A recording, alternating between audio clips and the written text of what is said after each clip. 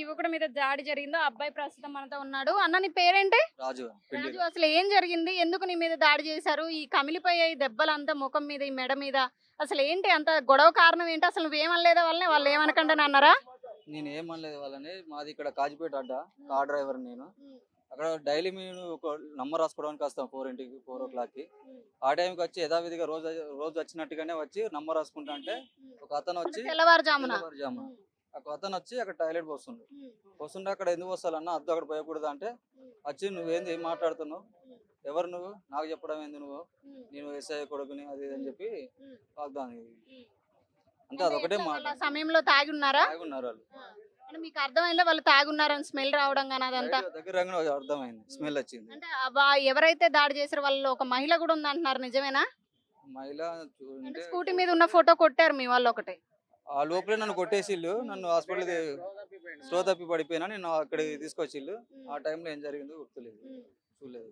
అంటే ఎట్లా జరిగింది అంత సంఘర్షణ? కొట్టుకునే అంత వెళ్ళడం ఏంటి? మీ తలకాయ పగల కొట్టే అంత ఏం చేస్తున్నా అర్థం కాలేదు. 5 నిమిషాలు ఎట్లుంటాడో 5 నిమిషాలు మంచిగా 5 నిమిషాల్లో సీరియస్ అవుతుండు. గంజాయి తీసుకున్నాడు. మీకు అర్థం అవుతుందా గంజాయి తీసుకున్నారని? డిఎస్పీ కొడుకును సిఐ కొడుకును అని చెప్పేసి దౌర్జన్యంగా కడియం తీసుకొని కొట్టారు.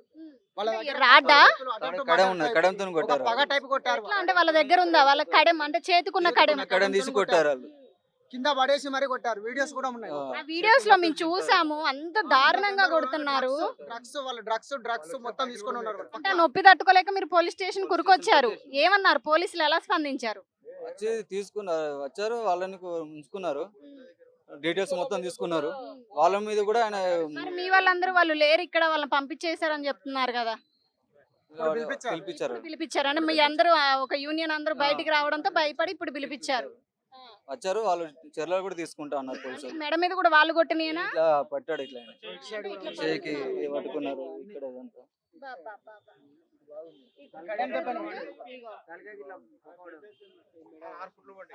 ఎన్ని కుట్లు? 6 కుట్లు పడ్డాయి. ఒకవేళ ఇదే గనక ఏదన్నా అంటే మనకు ఆయువు పట్టు మీద తగిలి ఉంటే ఒక ప్రాణం పోయింటే పరిస్థితి ఏంటి?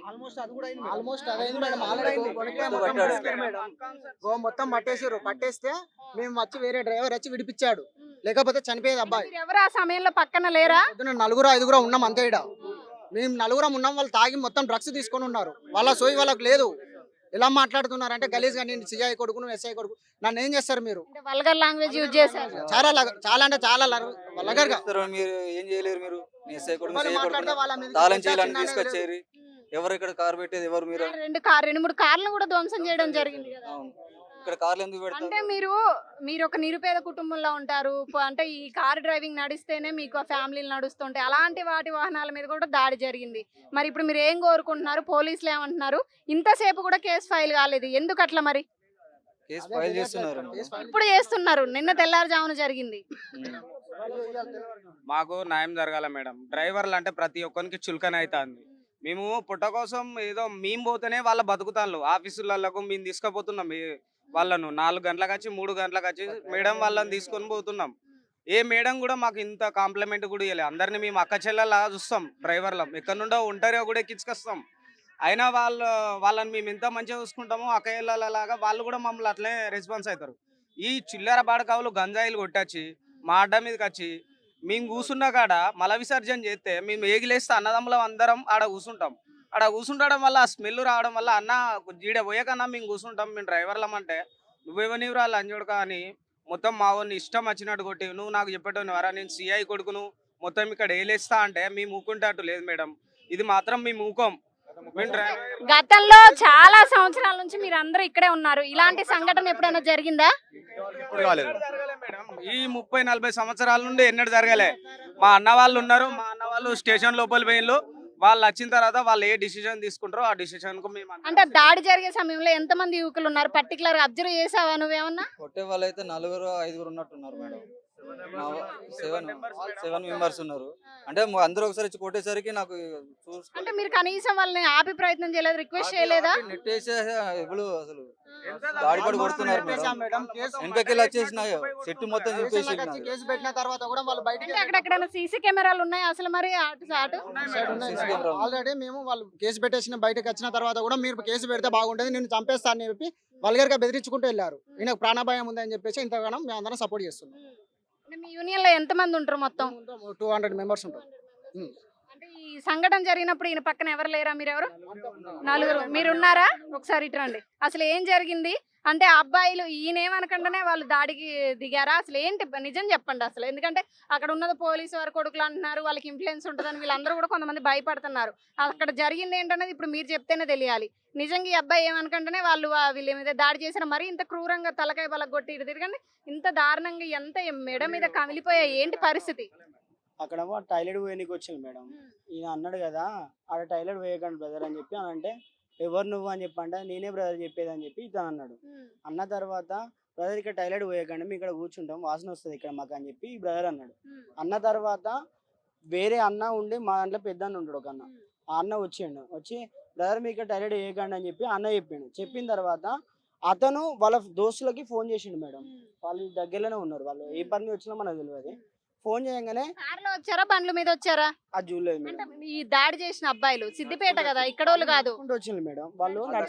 వాళ్ళు ఇక్కడికి ఎందుకు వచ్చినా తెలియదు మేడం. ఇక్కడికైతే మా దగ్గరికి అయితే నడుచుకుంటూ వచ్చింది మేడం. రాగానే వైట్ టీ షర్ట్ వేసుకుని ఆయన డైరెక్ట్ వచ్చి గల్ల పట్టుకున్నాడు మేడం.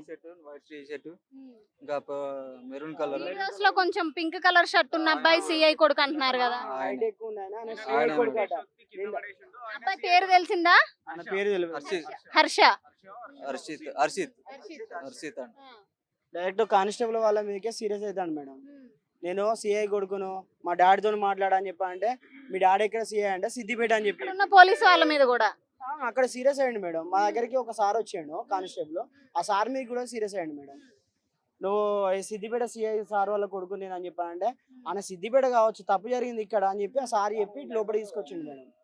తీసుకొచ్చిన తర్వాత ఇక్కడ లోపల కూడా వాళ్ళ మీదకి సీరియస్ గా మాట్లాడు, నువ్వు నా కళ్ళలో చూసి మాట్లాడుతున్నావు ఏంది అని చెప్పి ఆ సార్ మీద కూడా సీరియస్ అయ్యండి మేడం. ఆ రికార్డ్ కూడా మా దగ్గర ఉంది మేడం.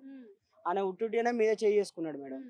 ఆడ అంటే ఆ సమయంలో పర్టికులర్ గా ఖచ్చితంగా మందు తాగాడు, గంజా తాగాడు అని మీరు భావిస్తున్నారా? తాగి ఉన్నాడు మేడం.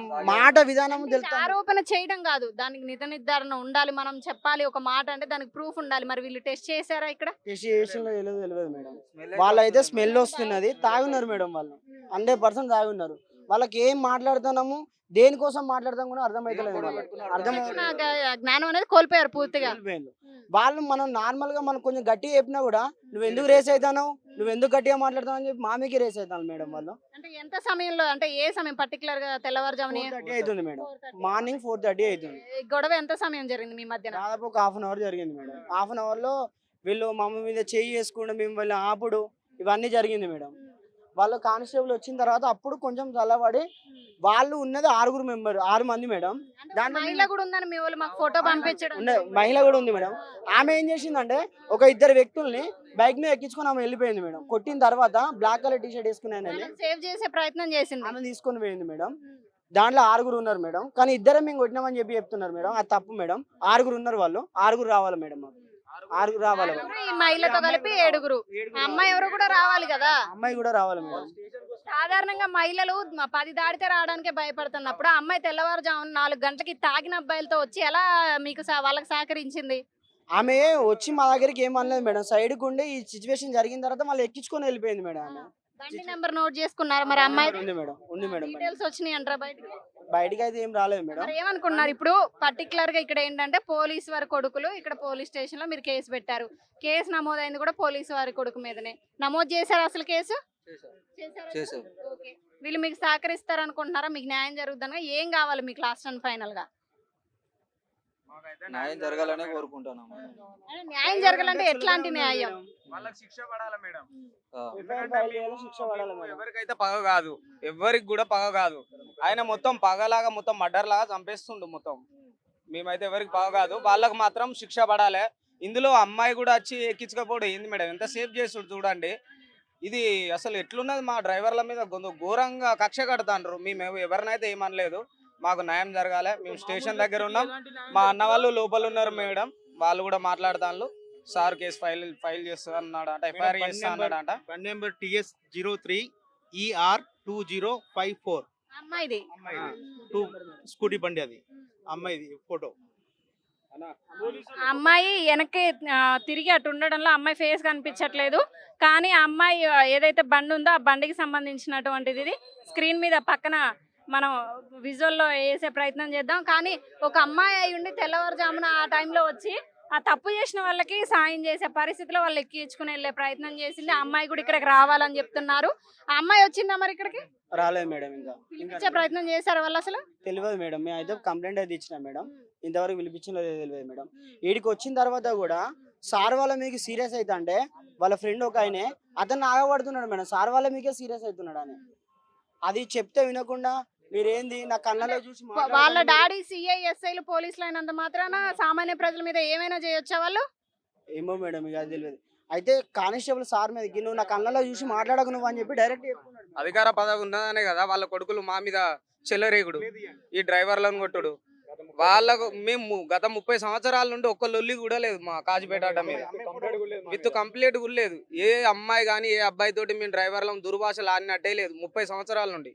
ఈ అధికార మదం నిజంగా అలాంటిది ఏదైనా ఉంటే ఇన్ని సంవత్సరాలు ఈ అడ్డా ఉండకపోవు కదా ఇక్కడ, అంతే కదా. ఇప్పుడు మీరు ఏదైనా వచ్చిపోయే వాళ్ళు కానీ మాట్లాడే వాళ్ళతో కానీ వే ఆఫ్ టాకింగ్ బాగాలేకపోయినా అక్కడ ఏదైనా ఇంకొంచెం జరిగినా పోలీస్ స్టేషన్ దగ్గరలోనే ఉంది. మీ బస్సు ఏమంటారు కారు స్టాండే ఉండకపోవు.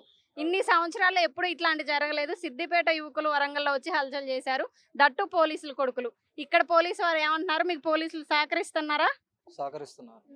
ఏమంటున్నారు వాళ్ళని? ఇప్పుడు వాళ్ళని తీసుకొస్తా ఉన్నారు మేడం, తీసుకొచ్చి వాళ్ళ చర్య తీసుకుంటా ఉన్నారు. ఇప్పటివరకు అయితే ఇద్దరే వచ్చింది మేడం, మిగతా 5గురు అయితే ఇంతవరకు ఆ రాలేదు. సిఐ ఎవరైతే ఉన్నారో ఆయన కొడుకు కానిస్టేబుల్ కొడుకు వచ్చారా ఇక్కడికి? అసలు వాళ్ళని పర్టికులర్ గుర్తుపట్టారా? అసలు వాళ్ళు రాలే.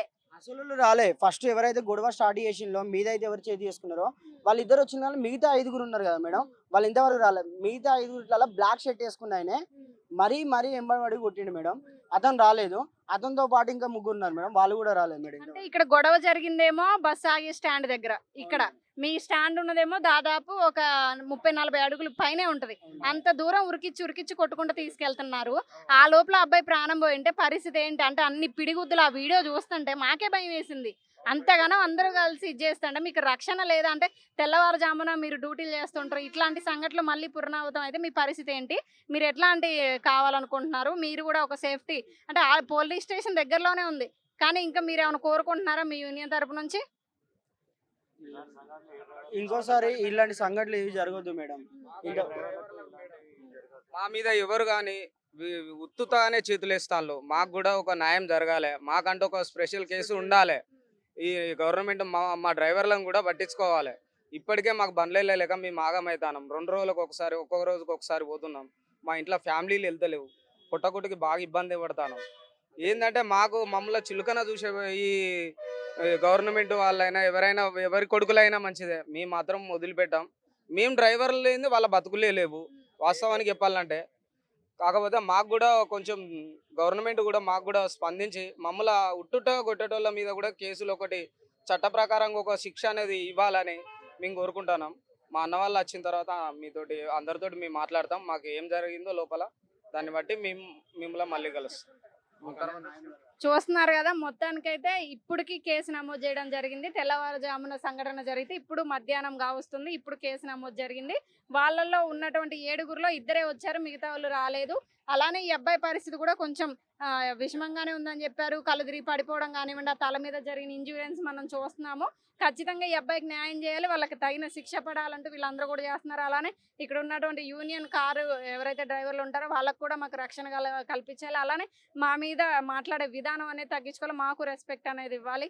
మేమందరం కూడా కష్టపడి కూలి చేస్తే ఏదైతే దీన్ని కూడా కూలి అని అంటారు, ఎవరు పని చేసినా అది కూడా వాళ్ళ కష్టం, వాళ్ళ పిల్లల్ని వాళ్ళు పోషించుకోవడానికి చేసే పనే, వాళ్ళకు కూడా విలువ ఇవ్వాలని వాళ్ళందరూ కూడా కోరుకుంటున్నారు. ముఖ్యంగా ఇక్కడ జరిగినటువంటి ఈ సంఘటనలో అబ్బాయి గంజా తాగడా లేదా టెస్టుల ద్వారా బయటికి రావాలి. వచ్చినటువంటి యువత అందరూ కూడా ఎవరు ఏంటి అనేది పూర్తి వివరాలు తెలియాల్సింది. ముఖ్యంగా వాళ్ళకైతే టెస్టులు చేసి వాళ్ళు గంజా తీసుకున్నారా లేదా, అలానే వాళ్ళ ఆ సమయంలో తాగి ఉన్నారని చెప్పి చెప్తున్నారు. డ్రంక్ అండ్ డ్రైవ్ కేసుతో పాటు ఆ సెక్షన్స్ ఏ కిందకైతే వస్తాయో అన్ని కేసులు పెట్టాలి.